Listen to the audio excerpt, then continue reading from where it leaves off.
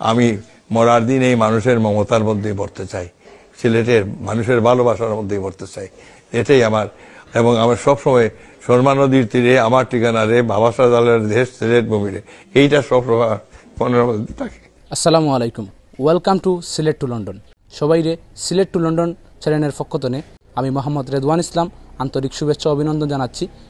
সাইফুর রহমান সাবেক অর্থ এবং পরিকল্পনা মন্ত্রী এবং বিশ্ব ব্যাংকের সাবেক চেয়ারম্যান জনাব সাইফুর রহমান সাবর বাড়িতে আমরা আইছি। এমন জীবন তুমি করিবে গঠন, মরিলে হাসিবে তুমি খাদিবে উপন, এমন একটা প্রবাদ আমরা সকলেরও জানা।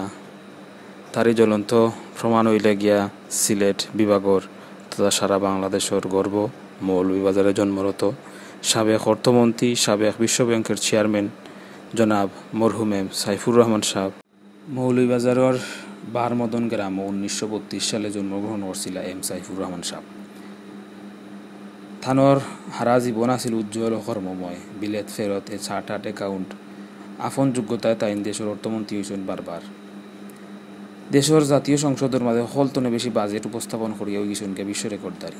সাইফুর রহমান এক ইতিহাসের নাম। এর নাম অল্লগে মিশিয়ে আছে সিলেট, মৌলভীবাজার সহ সারা দেশের উন্নয়ন। মর্মান্তিক এক সড়ক দুর্ঘটনায় তাইন সিলেটবাসীরে ছাড়িয়া গেছেন 11 বছর। কিন্তু 11 বছর গেলে গিয়াও এই বিশ্ববিরণ্য রাজনীতিবিদরে আইজও শ্রদ্ধা ভরে স্মরণ করেন সিলেটবাসী সহ গোটা বাংলাদেশের মানুষ।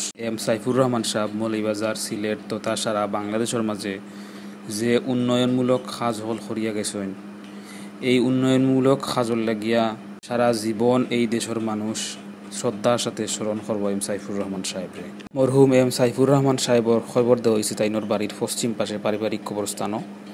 তানোর মা, বাবা, ভাই, বোন এবং তাইনোর সহধর্মণীর ফাঁসেই তান্ডে মাটি দেওয়া হয়েছে।